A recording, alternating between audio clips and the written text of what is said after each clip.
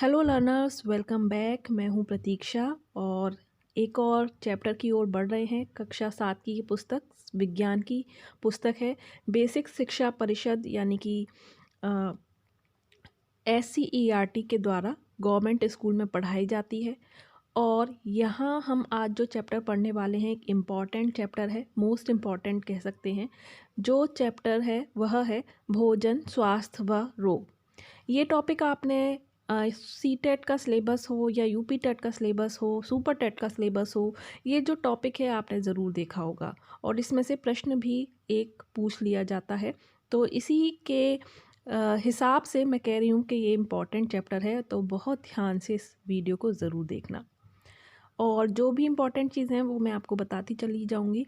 इसमें हम जो पढ़ने वाले हैं वो है भोजन की आवश्यकता, भोजन के परिरक्षण की आवश्यकता, भोजन का खराब होना, रोडेंट कीट पतंगों बैक्टीरिया से बचाव, परिरक्षण की विधियाँ, दूषित भोजन से होने वाले रोग, संचारी असंचारी रोग, संक्रामक रोग और महामारी के बारे में।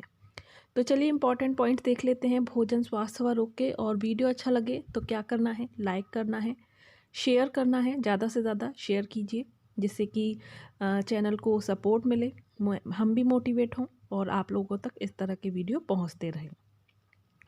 वीडियो को लाइक करने के बाद अगर आपने अभी तक सब्सक्राइब नहीं किया है तो सब्सक्राइब करके बेल आइकन पर ज़रूर प्रेस करें। तो यहाँ हम भोजन के बारे में पढ़ेंगे। तो भोजन की जो आवश्यकता है वो ऊर्जा प्राप्त करने के लिए होता है, यानी कि हमारे आंतरिक और बाह्य शारीरिक क्रियाओं के लिए हमें ऊर्जा की ज़रूरत होती है। ऊर्जा हमें कहाँ से मिलती है? भोज्य पदार्थों से। और भोजन भी कैसा होना चाहिए? पोषक तत्वों से युक्त होने चाहिए, सुपाच्य होना चाहिए।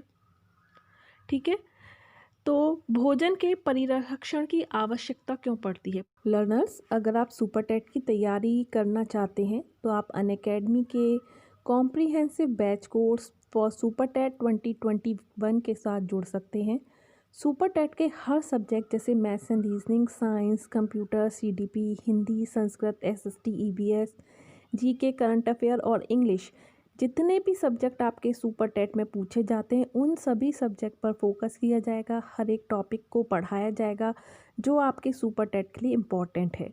टॉप एजुकेटर्स हैं जो आपको पढ़ाएंगे: सतीश चंद्र, डॉक्टर भावना अग्रवाल, अमित कुमार, मोनिका कुशवाहा, शामरीन, प्रकाश प्रजापति, ओमकार, डॉक्टर पुनीत गोयल, चेतन राज सिंह जैसे टॉप एजुकेटर्स आपको इस कोर्स में पूरी तैयारी करवाएंगे, आपको बिल्कुल तैयार कर देंगे सुपर टेट 2021 के लिए।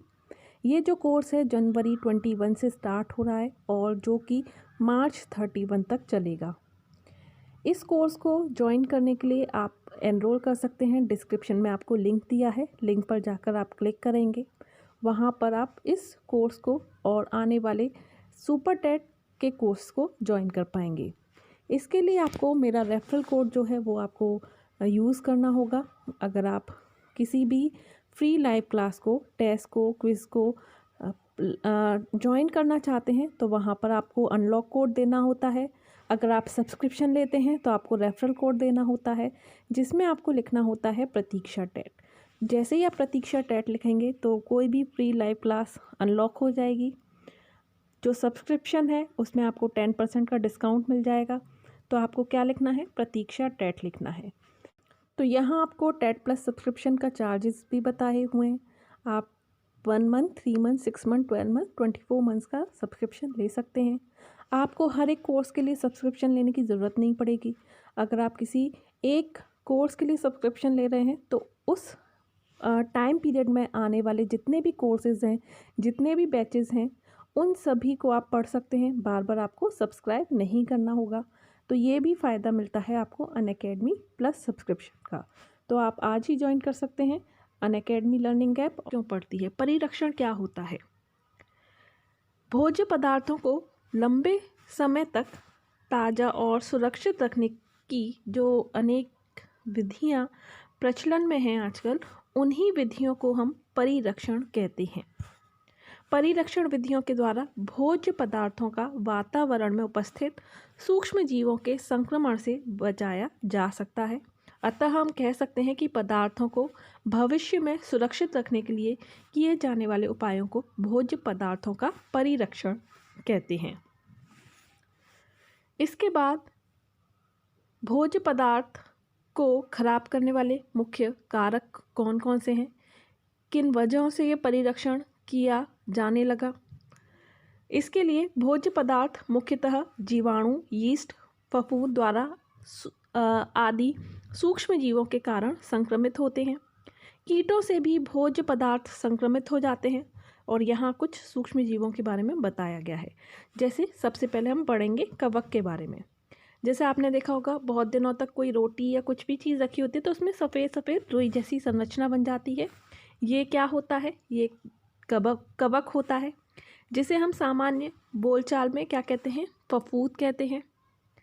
ये नम स्थान पर रखी रोटी, डबल रोटी, अचार, फल, सब्जी आदि में सफ़ेद जालों जैसी रचना जो बन जाती है उसी को हम फफूंद या कवक कहते हैं। कुछ कवक जैसे राइजोपस, म्यूकर, एस्परजिलस, तो आपको ये नाम ध्यान रखने हैं। क्वेश्चन आ सकता है म्यूकर क्या है, या इनमें से किसी कवक का नाम चुनिए। उसमें एक आपको ऑप्शन दे दिया हो, राइजोपस हो या म्यूकर हो या एस्परजिलस हो।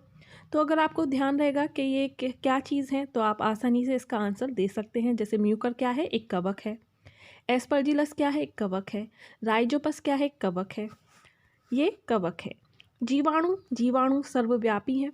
ये हर जगह पाए जाते हैं। हानिकारक जीवाणु भोज्य पदार्थों को दूषित कर देते हैं, जिसे ग्रहण करने से कौन कौन सी बीमारियां हो जाती हैं? निमोनिया, हैजा, पेचिस, पेट दर्द, उल्टी आदि बीमारियां हो जाती हैं।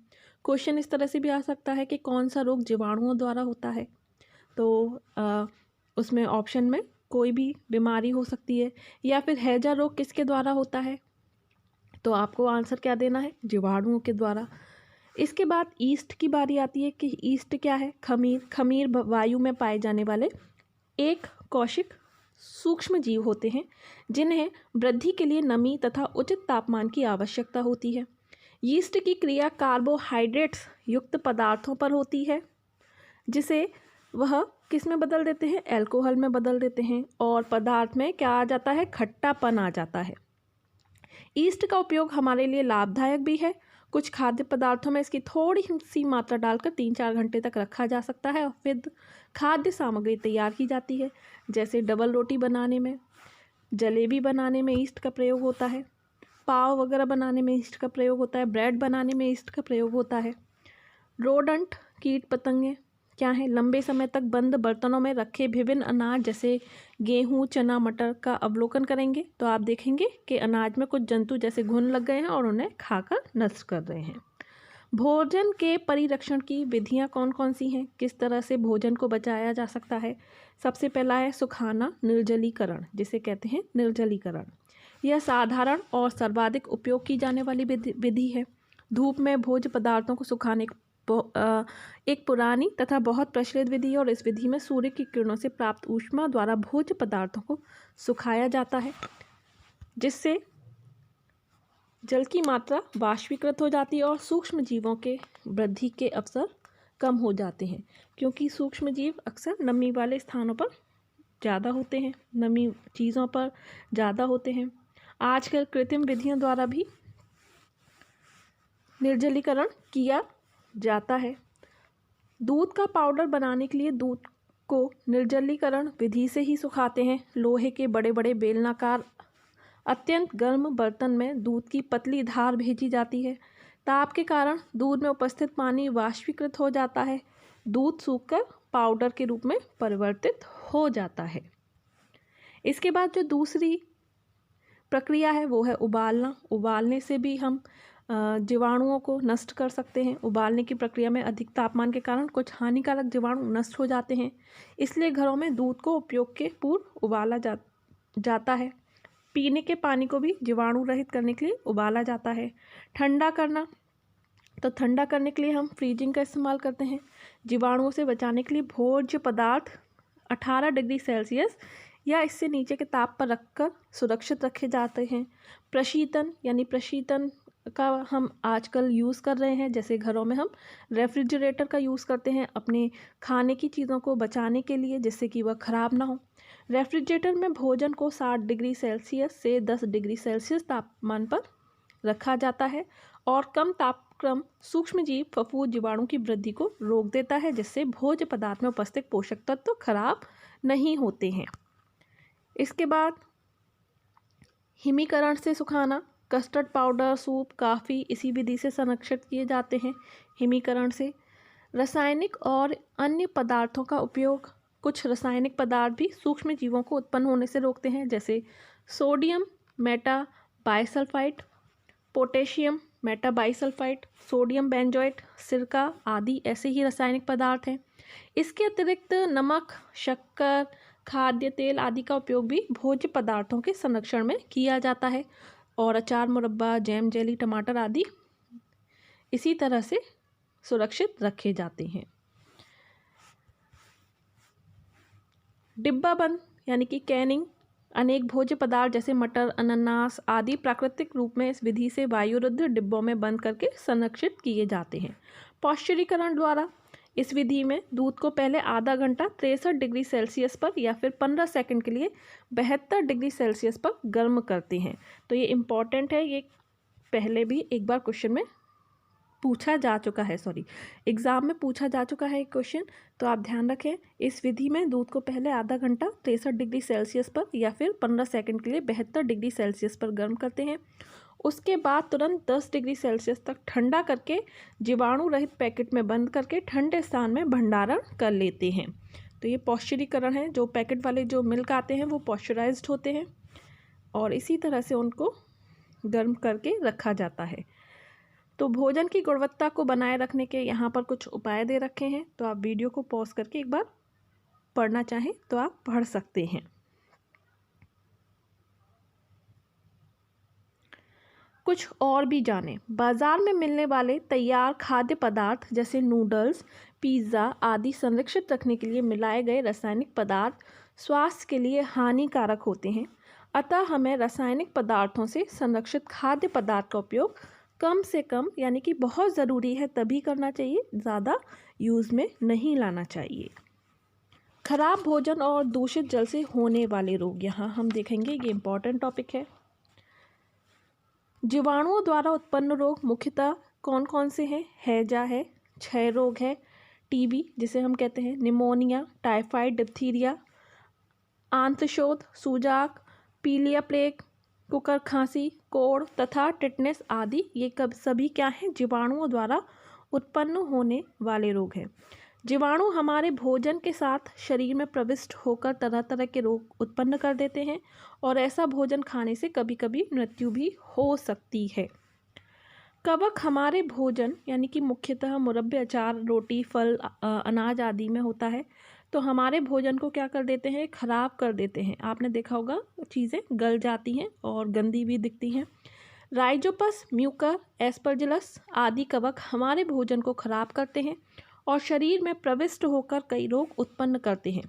कवक द्वारा उत्पन्न रोग मुख्यतः कौन सा है? दाद है और सिर में होने वाले दाद से व्यक्ति गंजा हो जाता है।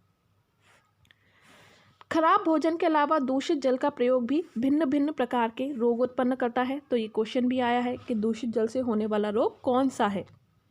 दूषित जल में भी अनेक विषाणु तथा जीवाणु होते हैं जो शरीर में प्रविष्ट होकर रोग पैदा करते हैं, जैसे हैजा तथा टाइफाइड, पीलिया दूषित जल से होने वाले प्रमुख रोग हैं।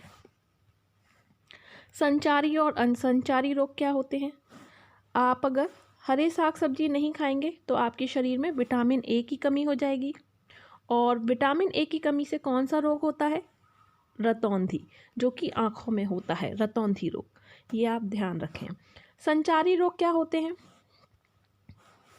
वह सभी रोग जो सूक्ष्म जीवों द्वारा होते हैं तथा एक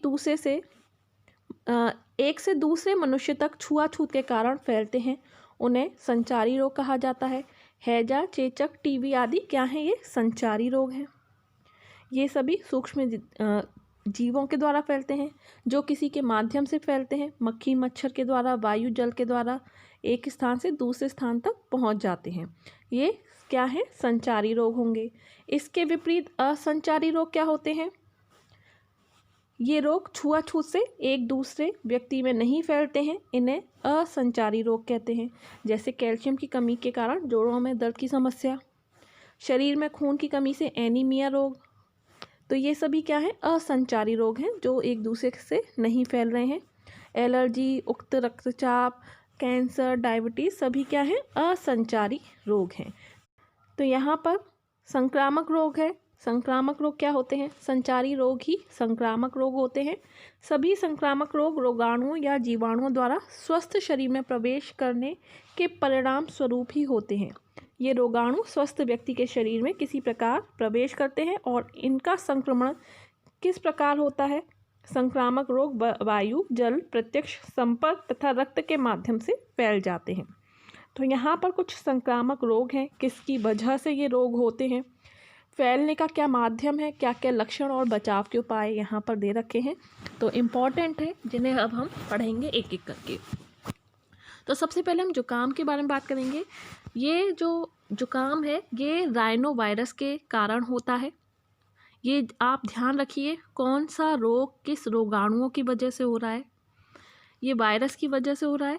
फैलने का माध्यम प्रत्यक्ष संपर्क द्वारा। रोग के लक्षण आँख से पानी गिरना, नाक से तरल पदार्थ का निकलना।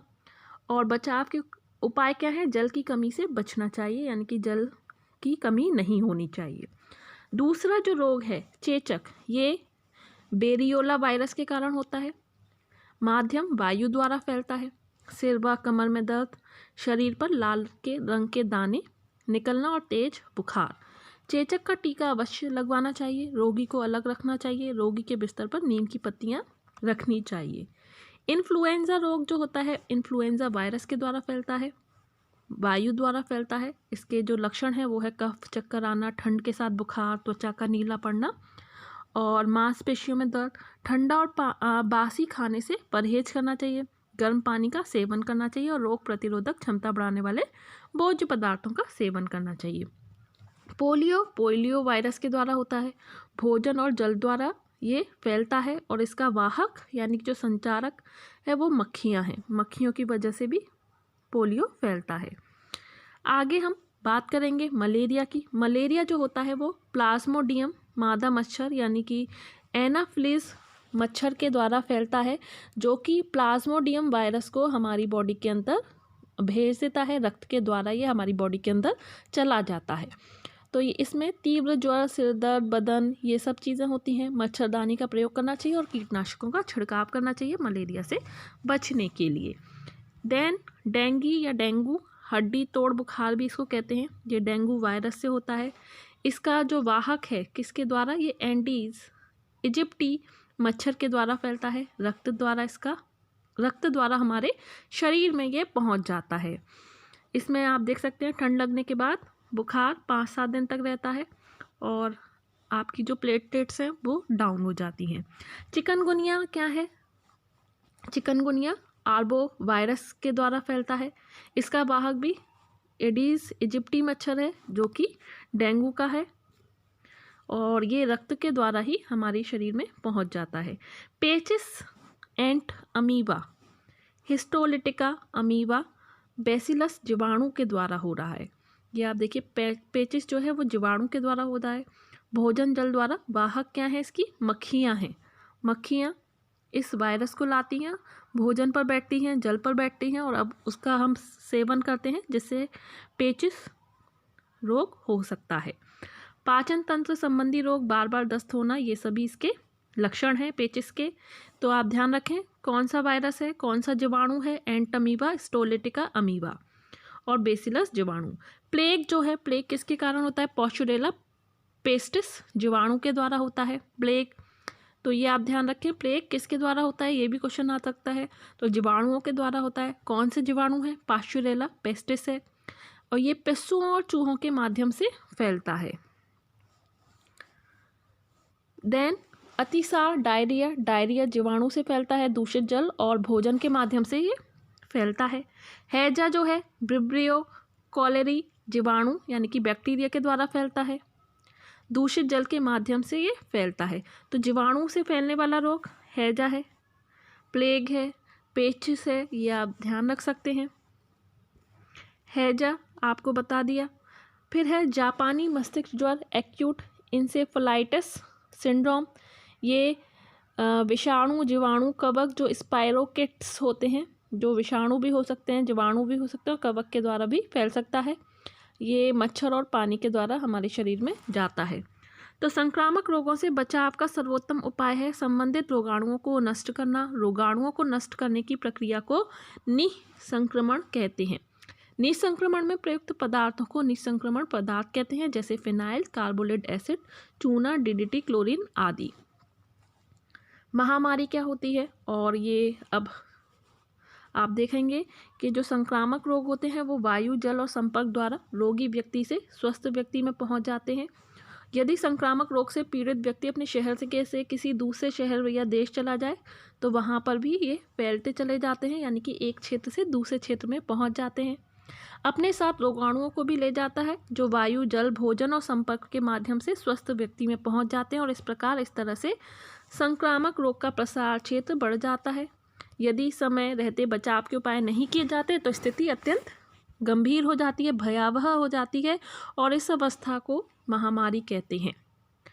इस समय जो महामारी है 2020 में वो कोरोना, आप सभी जानते हैं, कोविड-19 जो महामारी है उसे भी विश्व स्वास्थ्य संगठन ने महामारी घोषित कर दिया था। प्लेग जो है वो सबसे पुरानी महामारियों में से एक है। इस महामारी से भारत में लाखों लोग मारे गए। भारत में 2009-10 में H1N1 इन्फ्लुएंजा का सबसे बुरा प्रकोप आया, जब बीमारी से 2700 से ज़्यादा लोग मारे गए थे और करीब 50,000 लोग प्रभावित हुए थे। स्वाइन फ्लू के नाम से जाने वाला H1N1 इन्फ्लुएंजा एक बेहद संक्रामक रोग है जो बहुत तेज़ी से फैलता है। अब ये जो बुक है 2018 और 19 की है।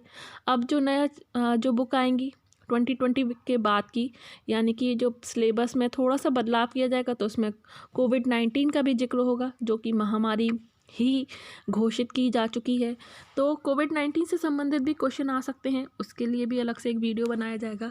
जब आपके एग्ज़ाम नज़दीक होंगे उससे पहले एक वीडियो अपलोड किया जाएगा जिसमें कोविड-19 से रिलेटेड क्वेश्चन होंगे। तो अभी हम साइंस पढ़ रहे हैं, चैप्टर 7 के जो बुक में दिए गए हैं उन्हीं फैक्ट्स को पर ध्यान दे रहे हैं, तो उन्हीं पर आप अभी फोकस कीजिए। अब इस चैप्टर में हमने क्या क्या सीखा एक बार रिवाइज कर लेते हैं। भोज्य पदार्थों को लंबे समय तक ताज़ा व सुरक्षित रखने की विधि को परिरक्षण कहते हैं। भोज्य पदार्थों के सड़ने और खराब होने के मुख्य कारण हानिकारक कवक, सूक्ष्मजीव, कीट पतंगे हैं। कवक को सामान्य बोलचाल की भाषा में फफूंद कहते हैं। चेचक, पोलियो विषाणु जनित रोग हैं। हैजा, पेचिस, प्लेग जीवाणु जनित रोग हैं। ये मोस्ट इंपॉर्टेंट पॉइंट हैं ये दोनों। तो ये जीवाणु और विषाणु रोग कौन से हैं, लोग कंफ्यूज होते हैं और क्वेश्चन अक्सर यहीं से आ जाता है कि कौन सा विषाणु जनित रोग है। 4 ऑप्शन होंगे जिसमें 3 जीवाणु जनित होंगे और 1 विषाणु जनित होगा। तो ढूंढना कि कौन सा विषाणु जनित है, यही क्वेश्चन आपका इस तरह से पूछा जाएगा। तो इसके लिए आप ध्यान रखें कि चेचक, पोलियो विषाणु जनित है। हैजा, पेचिस, प्लेग जीवाणु जनित रोग हैं। हैजा, टीबी, चेचक संचारी रोग हैं। उक्त रक्तचाप, कैंसर, डायबिटीज असंचारी रोग है। संचारी रोग को संक्रामक रोग भी कहते हैं। संक्रामक रोगों के रोगाणुओं को नष्ट करने की प्रक्रिया को निसंक्रमण कहते हैं। तो यहाँ हमारा ये चैप्टर एंड होता है। उम्मीद करती हूँ काफ़ी सारी इंपॉर्टेंट चीज़ें जो हमने पढ़ी हैं वो आपको भी अच्छी लगी हों, आपको समझ आई हों, क्या क्या पढ़ना है, किस तरह से पढ़ना है, ये भी आपको समझ आया हो। तो इस तरह के ही क्वेश्चन आपको एग्ज़ाम में देखने को मिलेंगे। तो थोड़े से क्वेश्चन यहाँ पर आपको दिए गए हैं, इनको हम सॉल्व कर देते हैं। चैप्टर के क्वेश्चन है, राइजोपस क्या है? तो राइजोपस क्या है? एक कवक है। दूसरा प्रश्न है, इनमें से संचारी रोग कौन सा है? तो संचारी जो एक से दूसरे मनुष्य में फैलते हैं, तो हैजा इसमें सही आंसर होगा। तीसरा क्वेश्चन है, विषाणु जनित रोग, विषाणु से जनित रोग, जैसे अभी मैंने कहा इस तरह का क्वेश्चन पूछा जाता है। तो यहाँ पर देखिए चैप्टर के एंड में भी क्वेश्चन पूछा गया है, तो इसी तरह का क्वेश्चन आपको एग्जाम में भी देखने को मिलेगा। तो ये इसका आंसर क्या है? चेचक है।